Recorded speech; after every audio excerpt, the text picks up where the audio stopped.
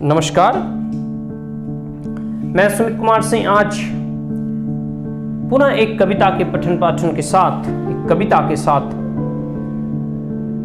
आज आपके समक्ष प्रस्तुत हूं।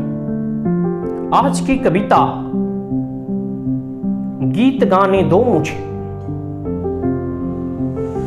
जो कि सूर्यकांत त्रिपाठी निराला के द्वारा रचित है।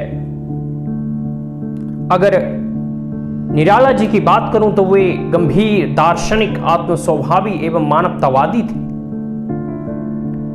इनकी विशेषताओं की अगर बात करूं तो यह बहुमुखी प्रतिभा के धनी थे और निराला जी के काव्य में जहां एक ओर शक्ति और अदम्य पौरुष है, वहीं दूसरी ओर श्रृंगार भी है।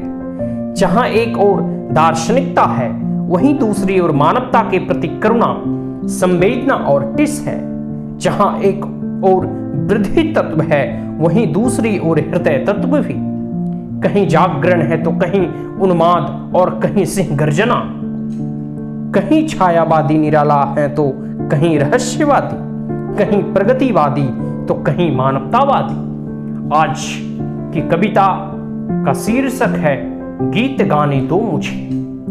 इसका विवरण और व्याख्या भी मैं बीच बीच में करता चलूंगा।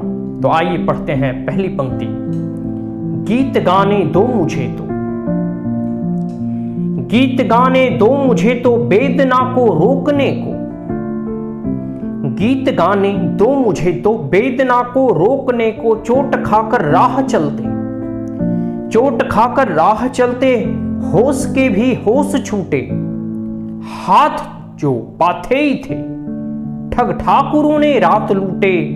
कंठ रुकता जा रहा है, कंठ रुकता जा रहा है, आ रहा है काल देखो।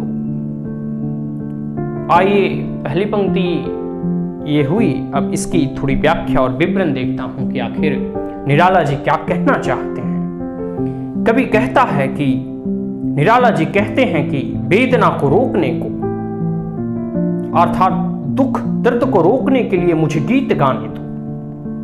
जीवन में चोट खाते खाते और संघर्ष करते करते होश वालों के भी होश छूट गए हैं। यानी अब जीवन जीना आसान नहीं रह गया है। जो कुछ मूल्यवान था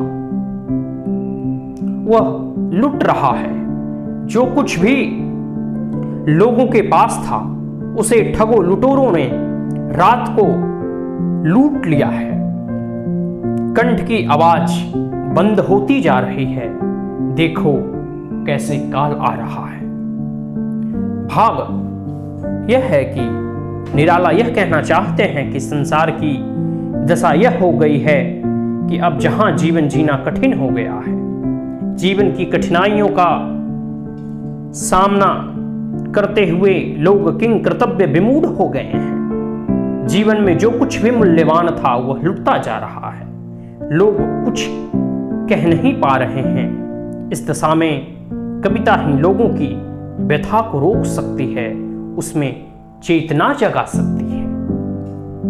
अब आइए इस कविता की दूसरी पंक्ति पढ़ते हैं। भर गया है जहर से, भर गया है जहर से संसार जैसे हार खाकर। देखते हैं लोग लोगों को, देखते हैं लोग लोगों को सही परिचय न पाकर। बुझ गई है लौ प्रथा की, बुझ गई है लौ प्रथा की, जल उठो फिर सींचने को। अर्थात कभी कहना चाहते हैं कि पूरा संसार, पूरा विश्व मानो हार मानकर, निराश होकर जहर से भर गया है। मनुष्य को उसकी सही पहचान नहीं मिल रही है। लोग एक दूसरों को अपरिचित निगाहों से देख रहे हैं। अर्थात पूरी मानवता हार मान चुकी है। लोगों की जीने की इच्छा मर चुकी है। लोगों का सौहार्द समाप्त हो चुका है। अर्थात पृथ्वी की लौ बुझ गई है। इसे पुनः जगाने की आवश्यकता है। इसके लिए कवि लोगों को आह्वान करते हैं कि इस बूझती हुई लौ को पुनः जलाने के लिए तुम जल उठो, अर्थात संसार की विसंगतियों को दूर करने के लिए संघर्षरत हो जाओ, संघर्षशील हो जाओ।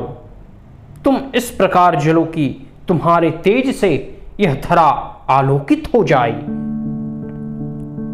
अर्थात कभी निराशा में आशा का संचार करना चाहते हैं और वह आशा की लौ जलाना चाहते हैं। इस प्रकार यह कविता यहीं संपन्न हुई। आशा करता हूं कि यह कविता आपको अच्छी लगी हो, तो like, share and subscribe my channel Magadhputra. धन्यवाद।